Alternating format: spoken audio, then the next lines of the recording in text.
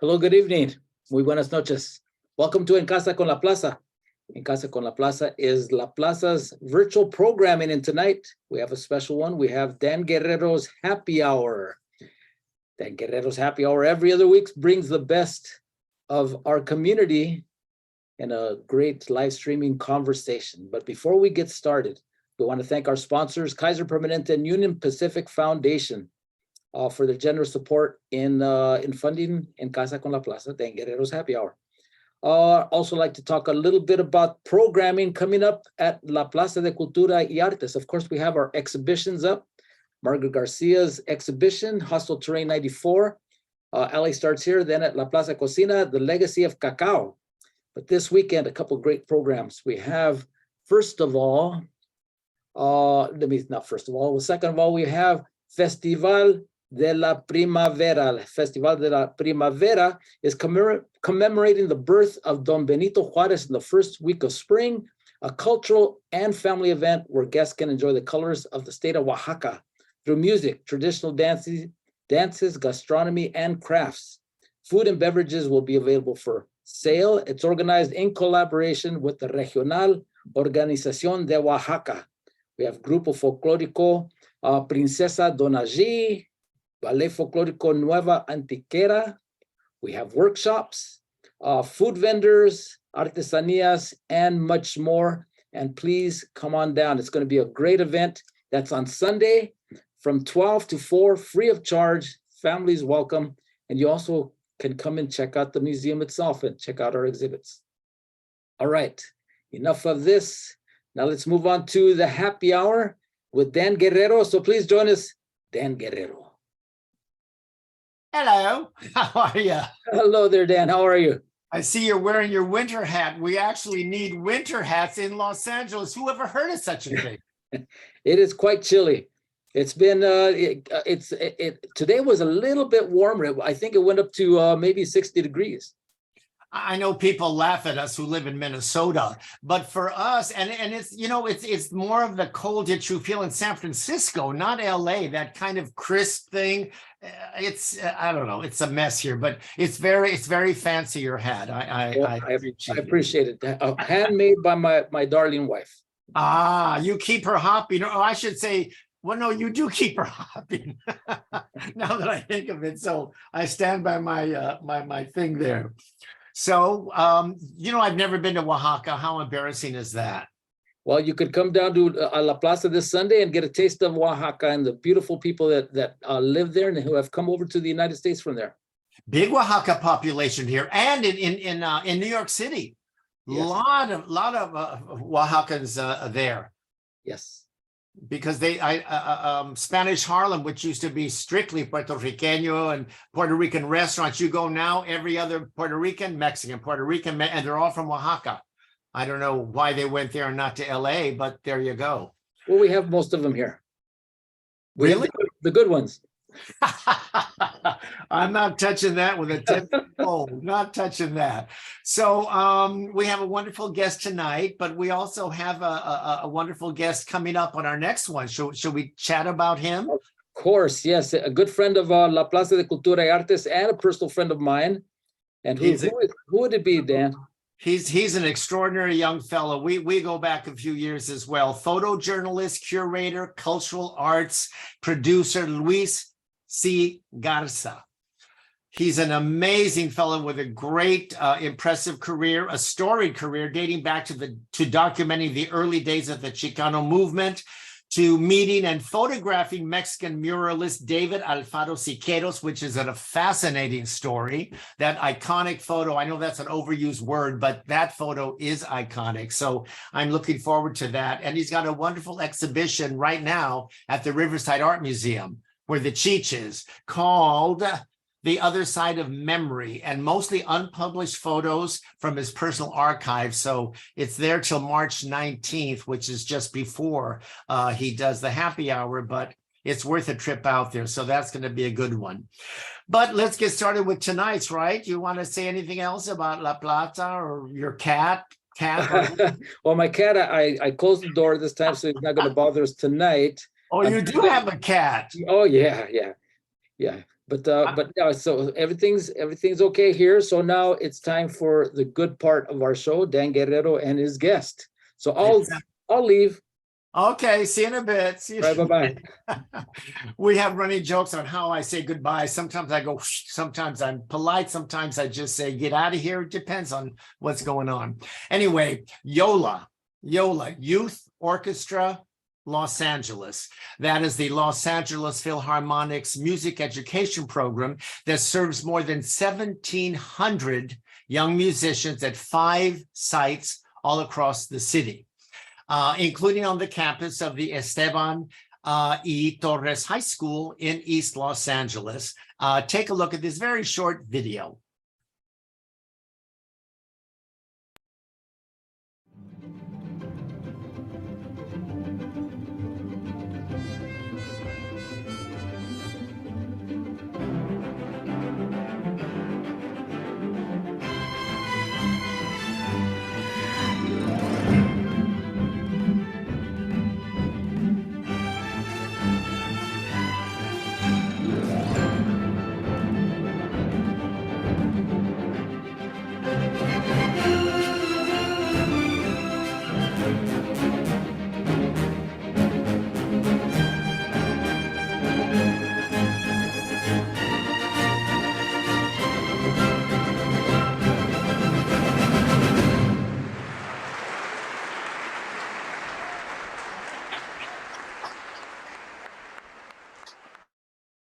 I love that video. How impressive was that? Yes, of course, that was Gustavo Dudamel, the music and artistic director, of course, of the LA Philharmonic Orchestra. And he was conducting the students at Torres, YOLA at Torres. And we're going to hear all about that and so much more. So zooming in is the program manager at YOLA at Torres, Anthony Crespo. Zoom on in. From the school. Hey, how are Hey, Dan. you? I'm great, Dan. How are you? You look like you should be a student. I appreciate that. Thank you. I mean, wow, you're really young. Well, that's good. That's good. That's good. You've only been there a couple of years, right? Yeah, I started in the role back in August 2021. That's when I first started as program manager. And we're going to hear all about your personal journey and your responsibilities there. But let's back up a little bit to Dudamel. Now, he didn't just show up one day because he heard about your program. He's very much a part of it, practically from its first days here in LA, yes? Yes, absolutely. So when he first started as the music director back in, 2007, part of, what enticed him to come was he wanted to have something that was similar to what he had in Venezuela, so El Sistema, which is their music intensive programming, right? And so he envisioned something like that for the city of Los Angeles. And so what better place than the LA Phil to facilitate something like that? And so that's around the time also when YOLA launched. Its first site was at YOLA at Expo. And then since then, as you mentioned earlier, we've grown to 5 different sites all across the city. Right, and La Sistema began in Venezuela, now is all over Latin America, but it started with 11 students in an underground garage in a underrepresented neighborhood, which is the whole point as YOLA here in Los Angeles. And as I understand it, and these figures are about 5 years old, but nonetheless, they're pretty impressive. According to official figures, El Sistema includes today more than 400 music centers and 700,000 young musicians throughout Latin America. That's incredible, starting in an underground garage. Yeah, absolutely. It's amazing to see the things that you wouldn't think that a high-level intensive classical music program would emerge from a country like Venezuela, but it just goes to show that talent could come from anywhere. And so just for them to be able to produce such excellent musicians that literally play all across the world in the top orchestras, I think that's really incredible. It's incredible also that from those 11 students, it was publicly funded.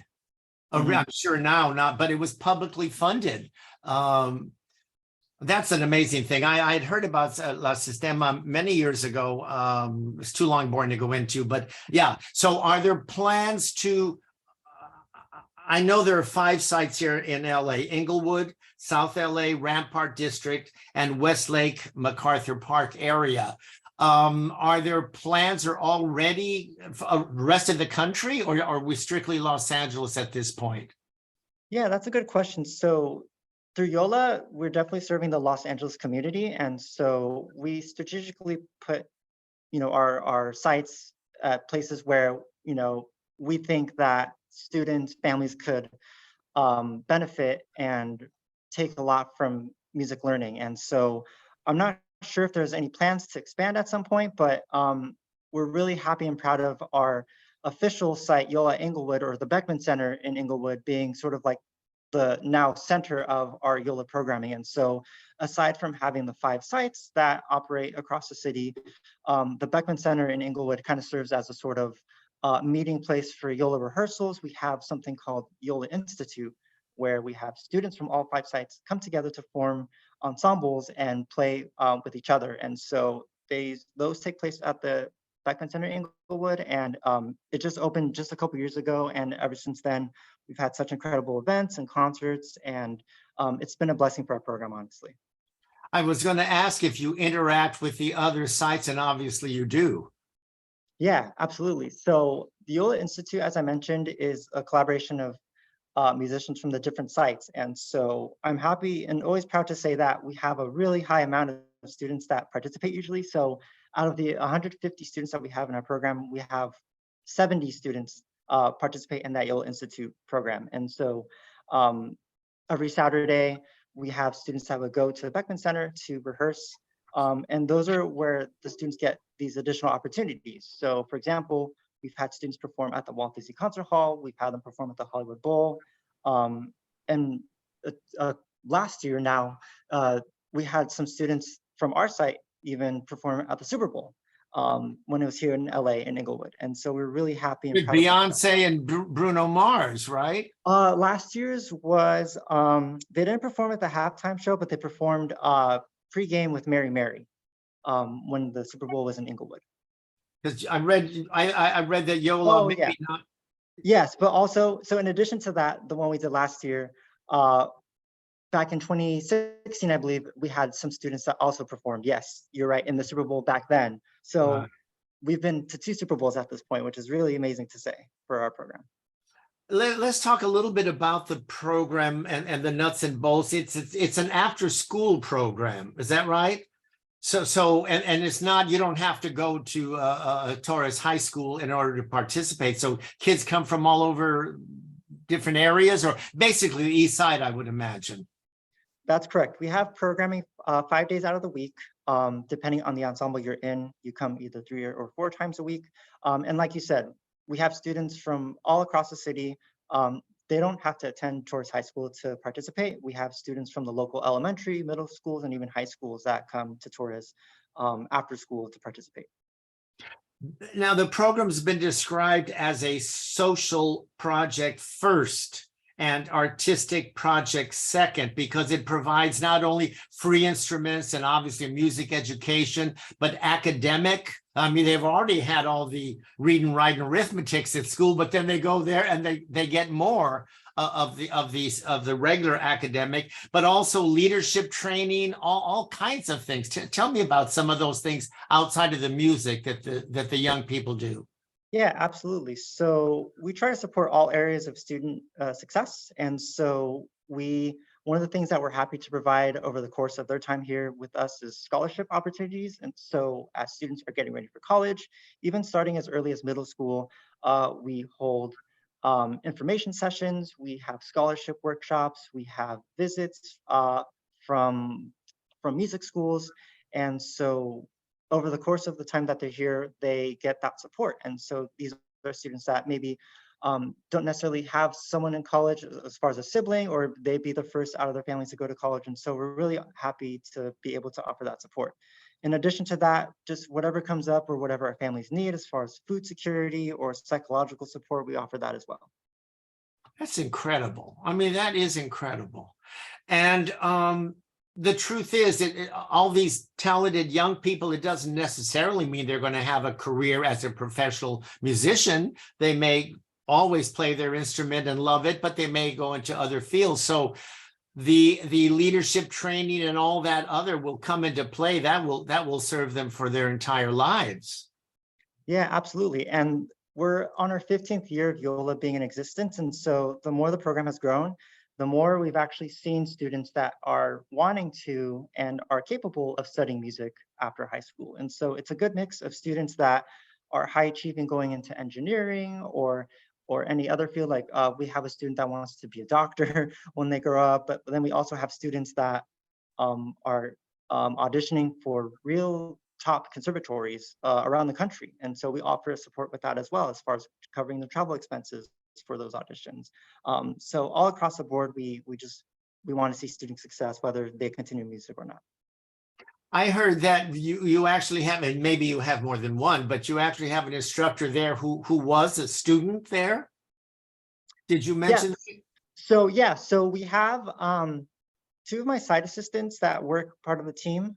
They participated in YOLA. So one of them was part of YOLA Expo and was actually one of the students that performed at the Super Bowl back in 2016 with Beyonce and Bruno Mars. And then my other side assistant just recently graduated from high school last year, joined the team this upcoming year, and participated in the Super Bowl last year. So in addition to that, Dan, as you mentioned, we do have a teaching artist. Her name's Hera, and she was part of YOLA Expo back then, also playing the Super Bowl, but is now a teaching artist with us. And are parents actively involved? I'm sure they're extra proud of their young people for taking on this, because they're going to school full time, and then they do this program as well. Are parents very much involved? Yeah, absolutely. So we're just happy to receive the parent support as far as, these are pretty intense music instruction classes that we have. So asking parents and families to come 3 to 4 times a week. We have some students that stay until 8:30 for private lessons, or they come early for rehearsals. Sometimes they have to drive all the way to Inglewood or to wherever we have performances. So the parent support is definitely something that we love and cherish. And yeah, especially the parents at YOLA at Torres, they're just so supportive. Oh yeah. Oh yeah. You can't beat Latinos for taking care of their kids. You just can't. So walk us through the process. Let's say there's someone watching now or forever, because these conversations last forever. So don't say anything you're going to regret in 20 years. What is the process? They have a kid, and I mean, how do they audition? They must audition, obviously, but what sort of guidelines are there? What is the process of someone attending this YOLA program? Sure. So we have a couple pathways. So we could start with the little ones. So if there's a student 1st through 5th grade that has little to no music experience, they're definitely welcome to join the program. They would start in our Sprouts program. That's our very basic beginning level students, Sprouts. Now, how old are these kids at that program? 1st through 5th grade. Oh my God. So really, really cute, great kids. And they would start with music fundamentals, musicianship, music theory, choir. And during that time, they would be in the process of selecting an orchestra instrument. And so that's the sort of one of the first processes that students can do to join the program. If a student is any grade 1st through 12 that already has music experience in an orchestra instrument, let's say at least a year, they would be able to audition to join the program. And based on their playing level, they would join one of our ensembles. And I know you have 3 orchestras. What is the breakdown between these 3 orchestras that you have? Yes, so our beginning ensemble is called the Torres Children's Orchestra. That's our beginning level of students that have played their instruments between 1 to 3 years. After that, once they advance from that, the next level would be Torres Youth Orchestra, which is our intermediate level. And then finally, our top advanced orchestra is the Torres Chamber Ensemble. And so that consists of our best players. Wow. There was there is, I should say, a quote on your website. We should have put your website up, but what is your website if people want to just YOLA at Torres? Yeah, or they could go to laphil.com/YOLA and they should find some information. Everything is there. But there's a wonderful quote from a student that I thought was lovely.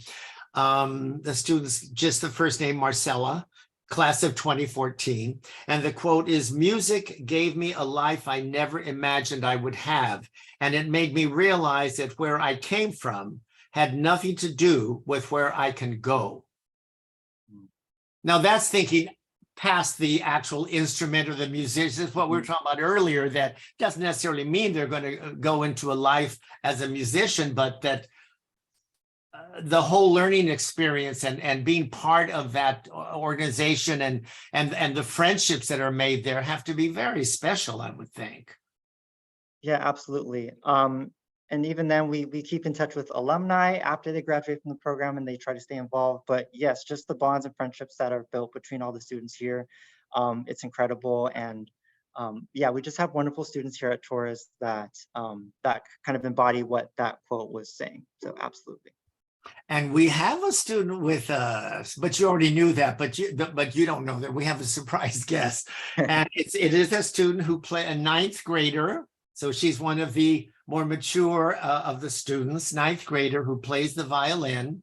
And I would love her to zoom in. Well, she doesn't have to zoom in. She just has to slide over, right? Because she's there with you. You're at school. So Tiffany Ponciano. Can we see Tiffany? Yes. Hello. There you are. Hi, Mija. Look how Hi. beautiful you are. Thank you so much. How long have you been at the school there? When did you start? I started in 2020. So this is 2023 and you're ninth grade. Oh, well, you weren't a first grader, but, and how did you hear about that? You don't go to high school there. Do you go to high school at Torres? No. How did you hear about the program? How did you hear about it? I heard the program because of my parents. They were looking for a music program very well established, like professionally, and then they found YOLA. Online, I'm sure, at the website. And so you come from a musical family, or are you the first musical person? On my dad's side, they're almost all musicians. All in Guatemala, they all play instruments. Oh, wow. Playing all different instruments. How did you first fall in love with the violin? At first, it was more like a push, and then slowly I began falling in love with it. It was a curse, did you say? No. You know, you have to talk up a little bit more, Mija, because it's hard to hear you. At first, it was what? Before you fell in love with it? It was like my parents pushed me to like join the program because I wanted to do something in music, but I didn't know what it was yet. So they helped me choose the violin. But you had already been playing it when you started YOLA, or is that when you start? Oh, you started from scratch at YOLA. Yes. Wow. Wow. That's impressive. And now you love it. Yes. And tell me about the audition. Was that scary? Yes. The first audition, it was really scary. I didn't know what to expect from it because I've never auditioned for anything musically before, but it was great. And you hadn't really been playing. It's not like you've been playing for years and then you joined the program. You were from scratch, so that must have really been scary. Yeah. It was weird, but I'm glad I auditioned. What else do you think you are learning from the program there, aside from the music education? What other things are speaking to you or have made an impact on you? Some things that music made an impact on me was the teachers. The teachers have a really great impact on me, like on how the way they teach, because they push us to be the better version of ourselves that we never thought we'd become. And you think you're going to stick with the violin? Yes. And do you think it might be your life's work, or too soon to tell? I'm not very sure yet, but I am sure that I want to pursue music in the future. So you'll always have music in your life, whether it becomes your career. You might be a doctor or a lawyer, but playing a violin on your coffee break, right? That could happen. Yes. And you're going to graduate soon then. What happens after graduation? I was thinking of becoming a dentist, A But violin playing dentist. yeah. So you would, as opposed to going on to regular college, you think you might go to dental school instead. Yeah. Yeah. And I was also thinking of getting a major in music. Like, yeah. Listen, you're still very young. You might change your mind 7, 8 times before graduation. I'm sure your parents are proud of you. Thank you. Thank you for talking to us. Let's scoot back over to Anthony. Thank you very much. Okay. I'm going to come visit the school and I hope I get to meet you then. It'll be great. Thank you. Okay. All right. Hello again. Hello.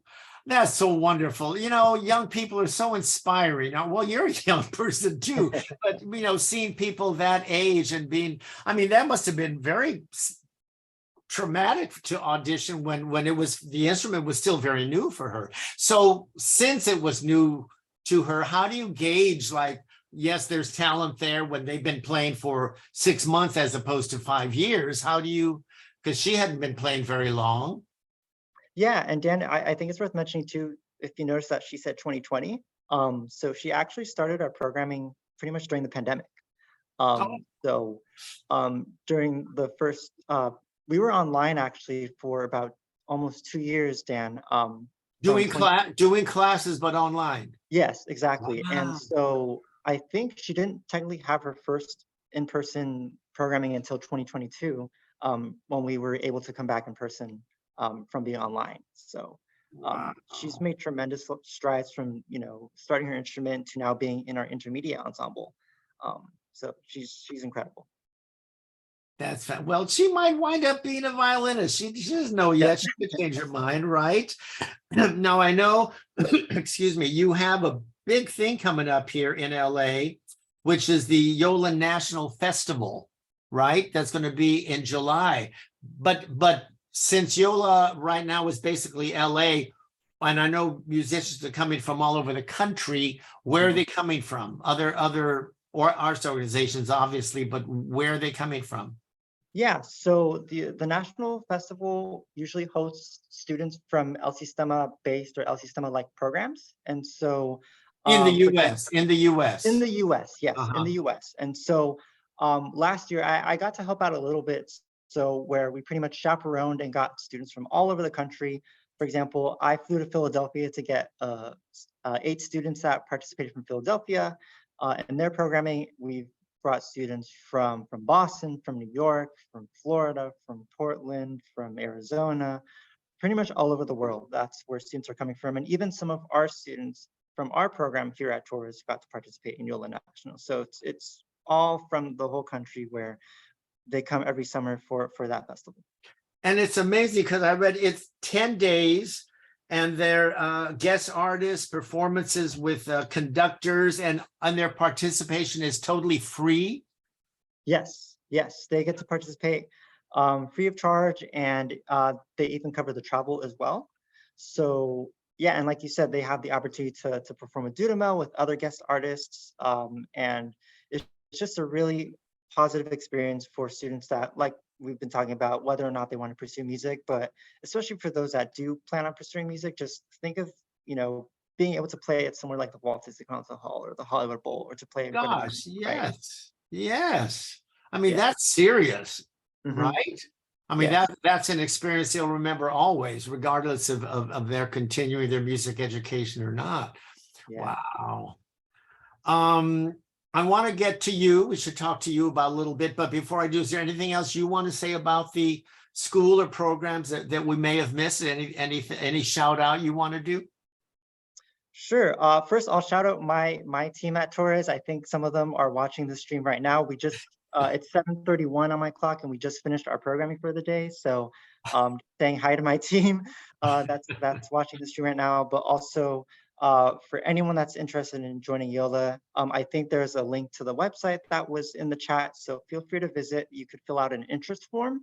And based on where you live, if you live closer to our site, we'll receive your interest form and follow up with some more information. But if you're interested, maybe if you live closer to Inglewood or to Ola for MacArthur Park, you could also fill out interest form so that those the administration from those sites could contact you as well to join. So we're always wanting to have more students join our program. And that program is no cost to the child or the family. That's correct. It's free music programming, free instruments, free supplies, everything we cover. That's unbelievable. That's unbelievable. That's great. Keep doing that. Yeah. So let's talk about you. You love to talk about you, right? Sometimes. Sometimes, right? So you have now it's interesting because you have a master's music industry administration from Cal State Northridge and a BA from Cal Poly in music industry studies. I doubt those courses even existed when I was in school. That's fascinating. So I know that we're going to talk about you're a serious pianist, studying and playing forever. I know that. So what piqued your interest to going into administration as opposed to just, wanting to continue as a musician? How did that come about? Sure, absolutely. Actually, my interest in the arts and music administration actually stemmed from an experience with the LA Phil. So before I went to Cal Poly Pomona, I went to Santa Monica College and took a music appreciation class. And part of the requirement of the class was to attend a classical music concert. And so I decided to go to see my first LA Phil concert. They did Mahler's Fifth Symphony. And I went with my mom that day. I remember the day very, very clearly. And just seeing the orchestra, seeing the space, the Walt Disney Concert Hall, seeing the conductor just walk up and start the first note, that whole experience was really eye-opening for me, and thinking like, wow, this is so cool. Like, how can I be part of this? How can I be part of this process of making this happen, right? And so since then, I became interested in the sort of music business, music industry, music administration aspect of, the classical music field is sort of like, there's areas or organizations that do a great job of modernizing it or making it relevant to their communities. But some people would argue that it's a dying art form as far as classical music or orchestral music. And so I wanted to be part of that process of how can we keep this music alive? How can we keep it relevant in our communities, right? And so I thought, studying the music business, music industry aspect of that, of how popular music is marketed and brought to communities, how can I apply that to orchestras or classical music? And so that's why I went down that path of studying music business. That's an unbelievable story. That is, now, is that your, because as we mentioned about your being a pianist, is this something you see yourself? I mean, I don't want to have your bosses say, what? He's leaving next year? I don't mean that, but down the road, I mean, is this the path, administration that you are going to follow, you think? You obviously love what you're doing right now. Yeah, I definitely think so. I think, and before I came to the LA Phil, I've worked many different arts administration roles with arts organizations. I did a little bit of work with the LA Master Chorale, with the Center Theater Group, with the Soraya, and just being exposed to different kinds of art forms, I think has opened me up to wanting to learn more about those art forms and spreading those art forms to the community, right? So I don't want to limit myself necessarily to just, classical music, but like, I just want to, at the end of the day, bring arts to the community. Especially to our Latino community that historically hasn't really had access to classical music or to other types of art forms. And so whether I'm here for, many years or not too many years, I love what I do because I want to make these art forms relevant to us. And you're right, going to back what you said a moment ago, there's nothing like an orchestra, warming up and they come walk in, and it's just, after the pandemic, I was in New York and I went to, I go to New York a lot. Broadway musicals is my world, though I love classical.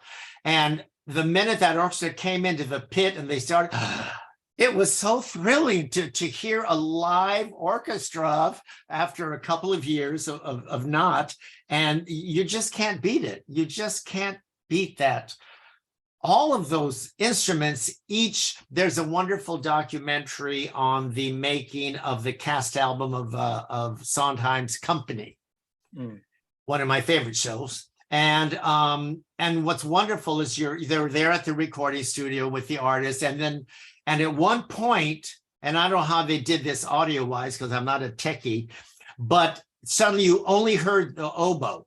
You know, the camera would zoom in, and you heard just the boom, boom, boom, boom, boom, boom, boom, boom, and then on a violin, and you heard each instrument completely different sound, completely different notes, and and coming together for that sound. It's just, you can't beat it. I think everyone in their lifetime has to experience an orchestra concert at some point in their life, definitely.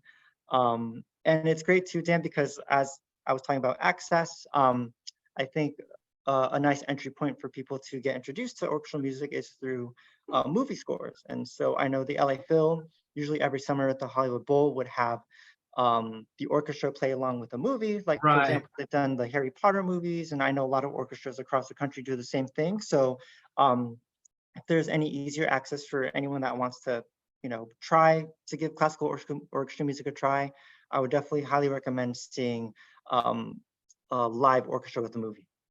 Yeah, you can't beat it. Tell me about the piano now, because you're a serious pianist. You've been playing most of your life, I would think. How old were you when you started on the piano? Yeah, so I was 10 years old when I started playing piano, and I was actually telling Tiffany a moment ago that before I started playing piano, when I was 7 years old, my first instrument was accordion. You wouldn't because your parents wanted the kids to make fun of you.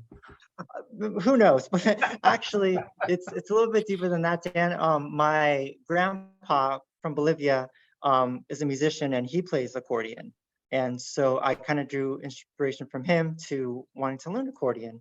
I know it's typically not your, or it's not the typical instrument you think of when someone says, like, what's your first instrument or what do you play? But it was actually very beneficial for me, because if anyone's familiar with how the accordion's made up, there's keys on the right side and buttons on the left side. So with already knowing how to play the keys, it was a pretty seamless transition to start piano soon after. And I took piano lessons for several years. I lived in Downey most of my life, and that's where I started my initial lessons. And then when I started around college, that's when I actually heard about the Coburn School, which is where I continued my lessons. And what's great about the Coburn School, they have lessons for people of all ages. And so even as an adult, I was able to start lessons. And actually, Dan, that's before I came to the LA Phil, I worked at the Coburn School, program coordinating their programming there. So, but yeah, I've been playing since then, Dan, and I don't plan on stopping. No, you mustn't. You mustn't. I know you did work at Coburn School. You also worked for the Association of California Symphony Orchestras, the Center Theater Group. You mentioned the Soraya. So you're on a very high level path. And, I don't want to get in trouble with accordion players because, listen, Flaco Jimenez, you want to hear an accordion, you watch Flaco Jimenez. That is a maestro for sure. So I don't want Abelardo getting terrible letters about us dissing that. So I think we should, because we're right on time, actually. So Abelardo, how do we have some chat folks there? Or what do we have going on there? Oh, here I am. Yeah, we have from Maddie Julian or Julian. Maddie, yeah, Maddie Julian. She's my pal. All right, asking how can we donate? Good. That's a great question. So if you go to the LA Phil's website, they should have a donate page or a philanthropy page. And there's many ways you could donate to the LA Phil, but I believe if you navigate the website, there should be a way to donate to YOLA specifically. So that would be the most straightforward way. Otherwise, I wouldn't be able to, I'm not authorized to take anything personally or directly to me. So it had to go through the philanthropy team to the LA Phil, but so yeah. All right, well, I just found the page. It's called Support the LA Phil. I'm putting it on the chat. Great. and also on the comment section here on Facebook. We have Mario Juarez, a frequent viewer of En Casa con la Plaza and Dan Guerrero's Happy Hour, saying, love your show, Dan. Thank you. Anthony Crespo is amazing. Is Anthony a member of Society of Composers and Lyricists? Good question. I am not, unfortunately, because although I have dabbled a little bit in composing, I am not part of that, but maybe one day if I'm better into composing, I could maybe possibly consider joining. But yeah, that's a great question though. All right. And have you ever been a teacher, an instructor? That's a good question. Not officially. I've had moments where I've taught piano lessons to friends. I've even practiced teaching lessons to my mom at some point, which was really fun. But I haven't actually been involved in the actual classroom teaching. I wish maybe down the line when I'm old, I could get to that point, because I do actually love sharing knowledge and information with people. But I actually haven't really taught in a classroom officially, but just being part of classrooms, whether it's through Colbert, the YOLA, I just see what's happening between the teachers and students, and that's what kind of entices me to want to do it actually. So I think you'd be a very good teacher, I would imagine. What are your responsibilities overall as program manager? What does that mean? What exactly? Yeah, so I pretty much oversee all operations of our programming. So whether it's making sure we have the classrooms that we have for the day, it's making sure we know which teaching artists are coming to teach that day. It's pretty much a little bit of everything, making sure rehearsals run smoothly throughout the day. If a student needs some supplies or music, if my team is able to support in other areas, like I was mentioning, as far as the food security and psychological support, making connections with that, and getting pretty much the purpose of our programming, or at least the end goal for each semester, is a final performance. And so getting ready for all those performances, for our large ensemble performances, our private lesson concerts. So pretty much it's a little bit of everything, Dan, just making sure that it runs smoothly. That's all I can say. You manage Yes. whatever you have to manage. Exactly. Yeah, another question. Do you know of any of the students, of YOLA students, that have gone on to professional music careers? Probably too soon to tell, right? You're too new, I would think. Yeah, I mean, there's actually, we do have, like I mentioned, we have one of our teaching artists, our violin teaching artist, that went through the program through Expo and is now a teacher with us. And so considering the age of the program, we are now seeing more students, like I said, pursuing music, or even going on to teach at other places, right? And so another example is we have a bassoon teaching artist that comes with us sometimes, that also went through the program and is now teaching our kids here. So yeah, we're definitely seeing that a lot more. And I know we have a lot of students now that envision themselves wanting to play for the LA Phil or to play for a large orchestra. So I think that's, I wouldn't be surprised if we have more of those in the next few years. I'm sure you will. There's no question. It's just new. It's too new. Yeah. And finally, besides orchestral classical music, what kind of music do you enjoy? Oh man, that's a great question. I've been feeling a little nostalgic lately, so I've been listening to a lot of late 90s, early 2000s alternative rock. So I've been listening to like System of a Down or AFI, Blink-182, things like that. Sort of like when I was a kid that time, what I listened to when I listened to K-Rock at the time, I'm listening to that now, just because I'm feeling a little bit nostalgic. So that's definitely what I've been listening to lately. See, when he said nostalgia, I'm thinking he's going to talk about the 40s, the 90s. That was 5 minutes ago. You can't be nostalgic when it's 5 minutes ago. Dan, you're showing our age. I'm afraid so. I thought he was going to say Helen O'Connell or someone like that. Yeah. In fact, we're currently planning for the rest of the year, where we have a few salsa concerts. If you're into salsa, we have 4 salsa concerts a year. We're gonna have a big fundraiser for Dolores Huerta in May, which will include some salsa music. But for the first time ever, we're going to feature a 90s what are we calling it here? We're calling it a 90s sing-along.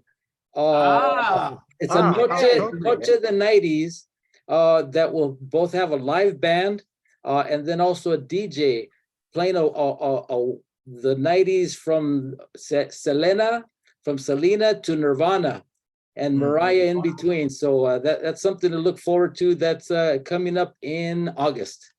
All right, so you got to be there, Anthony. I'm going to put that on my calendar right now. All right. I thought of something very important, and unfortunately, it went right out of my head. So I guess it couldn't have been that important. Oh, I remembered. I did remember. You may not even know Abelardo, but Anthony says that the YOLA youngsters went to La Plaza, visited, right? When was that? A year or so ago, you said? Yeah, last summer, in the summer of 2022. So we do have summer programming every summer, and part of what we try to include in our programming is field trips. And so it was on the last day of our programming for the summer where we decided to visit La Plaza. And we had about 50 students, 10 teaching artists that visited the campus, and we just had such a wonderful time. The students and ourselves, we really enjoyed the exhibits, and we did it on purpose to sort of, build a deeper connection with the community, right? So, La Plaza is not too far from us, and, wanting our students to understand a little bit more about the history of our city, especially, considering East LA, right? And so we really enjoyed it a lot, and we definitely would love to come back. You should come back and perform, right? Well, you should do a performance. That'd be wonderful. We'll try to arrange it here. We have a question here. How can we encourage and instill appreciation for classical music in our future generations? Oh, wow. That's a very loaded question, but going to what I was saying earlier, just finding ways we could make classical music more accessible. So like I was mentioning, movie music is, closely tied to the orchestral music, but also just listening to a wide variety of different composers, because classical music is such a wide variety and array of styles, instruments. And so there's people that love early Baroque music or like Bach. They could go all the way to contemporary or to modern music like Philip Glass, or anything in between like Beethoven or Mozart. And so it's honestly just being open to different styles and different composers. And honestly, you'll always find a connection with one composer, one style. So especially considering that we want to make this accessible for future generations, that would definitely be something to consider. But just, introducing it to family, friends, to children, to anyone really. That's what I would recommend. All right, thank you. That's it. That's it. That's it. That's it. Anthony, thank you so much. You were absolutely wonderful and very charming, and YOLA is lucky to have you. I know that, and I'm going to ring you up because I want to go and see a performance or something there, or something. So I'll come over at some point. Sounds great. We'd love to have you, Dan. Thank you so much, Dan. Thank you so much, Abelardo, for having me. It's been such a pleasure. Well, thank you so much. Abelardo, I'll see you in a couple of weeks with Luis C. Garza. Yes, we will. Thank you so much, Dan. As usual, great job. And thank you again, Anthony, and your students. The best of luck to all of you. Yes. Thank you, all of you that joined us today. Goodbye. Thank you. Bye, Tiffany. Bye, Tiffany. Thank you. Thank you guys. Bye-bye. All right, and thank you all that joined us tonight on En Casa con La Plaza's Dan Guerrero Happy Hour. If you didn't catch this entire session of Dan Guerrero's Happy Hour or would like to see it again, we'll be posting it on our YouTube page at La Plaza LA. It'll live on our Facebook page as well at La Plaza LA, and also on our website, lapca.org. You could catch all of our future programming, including what's going on at La Plaza, as well as La Plaza Cocina, with our cooking demos and talks and tastings and everything else, including our exhibition there, The Legacy of Cacao, by logging on to lapca.org.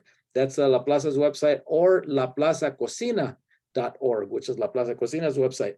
We're open this weekend from Wednesday through Sunday from 12 to 5. Again, this weekend we have two programs, one on Saturday called Hostile Terrain 94. It's a workshop and a plática that is taking place on the 14th. Saturday, this upcoming Saturday. So check it out.